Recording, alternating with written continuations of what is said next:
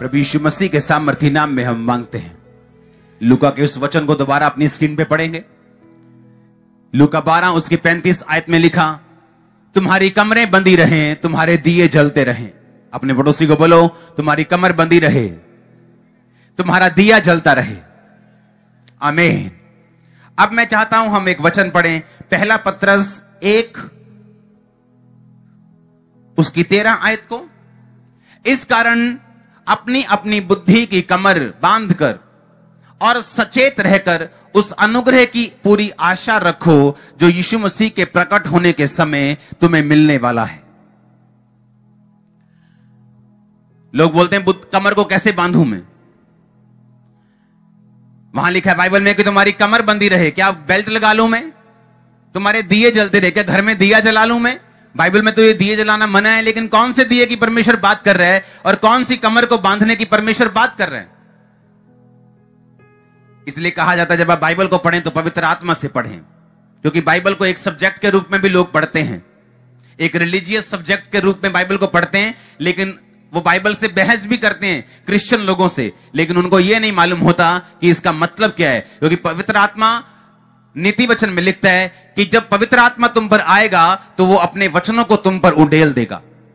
आप जैसे जैसे अपनी जिंदगी में पवित्र आत्मा से भरते हैं, आप जैसे जैसे अपनी लाइफ में पवित्र आत्मा से भरते जाते हैं, वैसे वैसे ही वचन की गहराई भी आपकी जिंदगी में बढ़ती जाती है। हालेलुया।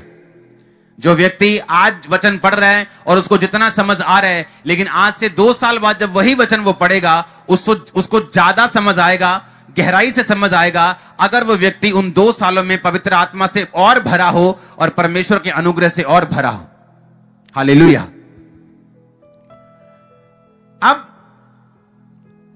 उसमें लिखा कि अपनी अपनी बुद्धि की कमर कसकर बांधकर और सचेत रहकर, अपने पड़ोसी को बोलो अपनी कमर बांध ले, अपनी अपनी बुद्धि की कमर बांध ले और सचेत हो जा। अब पतरस इसमें समझा रहा है कि जो परमेश्वर ने तुमसे कहा था कि अपनी कमर बांध लो, तुम्हारी कमर है क्या? पतरस कह रहा है कि इस कारण अपनी बुद्धि की कमर बांधो।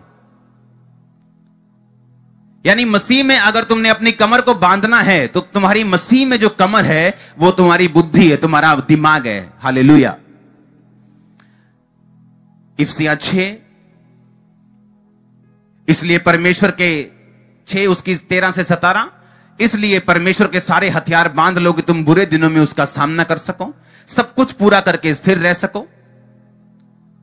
याद रखो, परमेश्वर ने आपको अगर लड़ाई में भेजा, क्योंकि ये लड़ाई है, बोलो अपने पड़ोस से ये लड़ाई है, अगर उसने आपको लड़ाई में भेजा तो वो आपको बिना हथियारों के नहीं भेजेगा।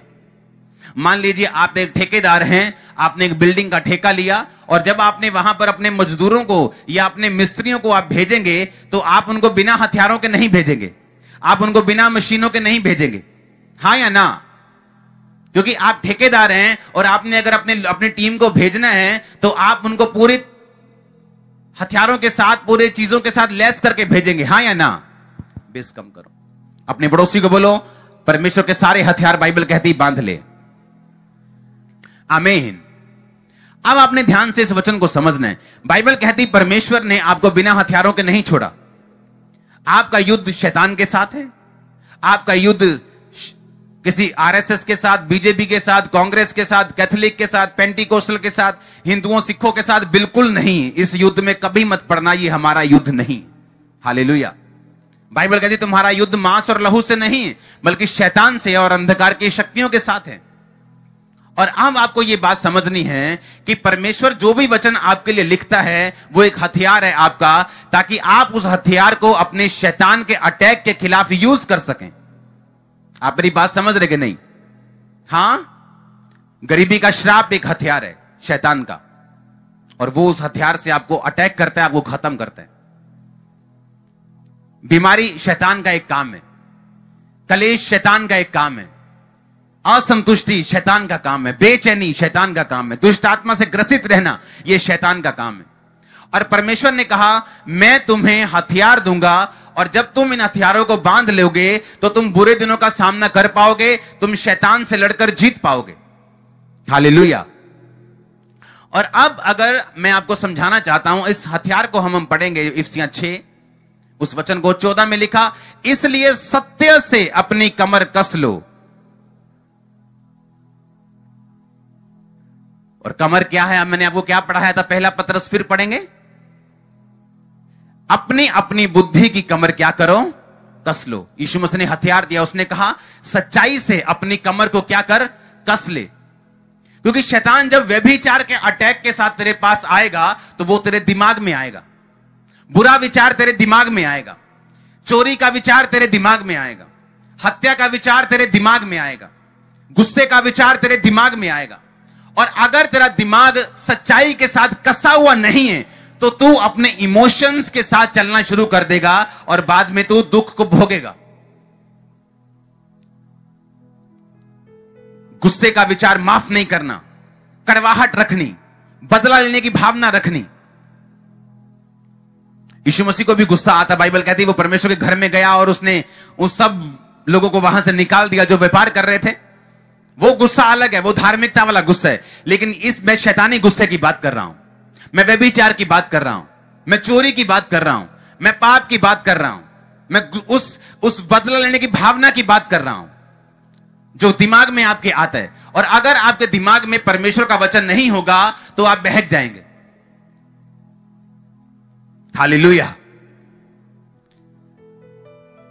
एक औरत मुझसे कहती है कि मैं 40 दिन रात नंगे पांव चर्च में आऊंगी और खुदावंद मेरे रास्तों को खोलेगा। मैंने कहा वो नहीं खोलेगा, क्योंकि तेरा बेस ही गलत है। तू सोच रही है कि मेरे नंगे पांव जाने से खुदावंद रास्ते खोल देगा। बाइबल में कहीं नहीं लिखा कि नंगे पांव से आने से तेरे रास्ते खुल जाएंगे। बाइबल कहती विश्वास से तू सब रास्तों को खोल सकती है। हालेलुया। तो परमेश्वर को उस तरह से मत ले जिस तरह से तू दूसरे लोगों में से आई है। ये परमेश्वर अलग है, ये विश्वास को देखता है। आमीन। कि तू अपनी जिंदगी में कुछ भी करे, कोई व्यभिचार करे, चोरी करे, चालाकी करे और उसके बाद बोले कि मैं नंगे पांव चर्च में आ जाऊंगी। उसके बाद तेरा यीशु मसीह पे विश्वास भी नहीं है, सब जगहों में तू जाती है, सब कुछ खाती है और फिर तू कहती मैं नंगे पांव आऊंगी और मैं ठीक हो जाऊंगी। ऐसे नंगे पांव को परमेश्वर एक्सेप्ट नहीं करता। बाइबल कहती विश्वास से तू उससे सब कुछ ले सकता है। और उसने कहा सच्चाई से अपनी कमर को कस ले। यीशु मसीह ने भी कहा तुम्हारी कमर कसी हो।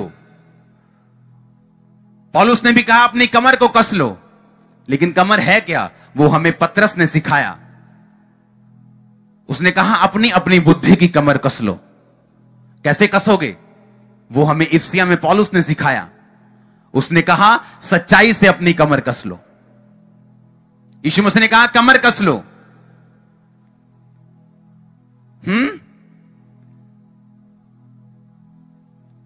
पतरस कहता है कि अपनी बुद्धि की कमर कस लो।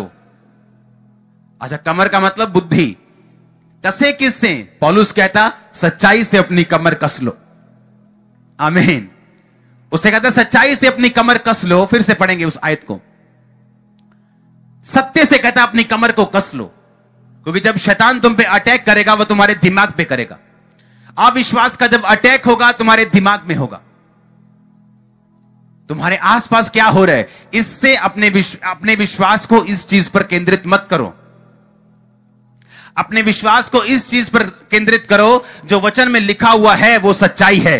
वो मेरा परमेश्वर है, वो चंगा कर सकता है, वो छुड़ा सकता है, वो एकमात्र परमेश्वर है। ये वचन में लिखा और यही मेरे विश्वास का आधार है। क्योंकि आज मुझे प्रार्थना का उत्तर मिल रहा है। एक समय था जब नहीं मिल रहा था। आज किसी को कामयाबी मिल रही, लेकिन एक समय था जब नहीं मिल रही थी। तो अगर हम दुनियावी तरीकों से देखेंगे, अगर हम ये देखेंगे कि मेरी जिंदगी में क्या हो रहा है, उस पर अगर मेरा विश्वास रहेगा तो वो तो तब रहेगा जब होगा काम, और जब तब नहीं रहेगा जब काम होने बंद हो जाएंगे। तो इसलिए परमेश्वर ने कहा अपनी कमर को अपने आसपास की घटनाओं से नहीं, अपनी बुद्धि की कमर को सच्चाई के साथ कसना है। और बाइबल कहती है इस दुनिया में सब लोग झूठे हो सकते हैं, देश झूठे हो सकते हैं, लेकिन जो आपके हाथ में ये वचन है ये कभी झूठा ना था, ना है और ना हो सकता है। ये जो आपके हाथ में वचन है कभी झूठा नहीं हो सकता। आमीन। हो सकते हैं, लेकिन जो आपके हाथ में ये वचन है, ये कभी झूठा ना था, ना है और ना हो सकता है। ये जो आपके हाथ में वचन है कभी झूठा नहीं हो सकता। आमीन।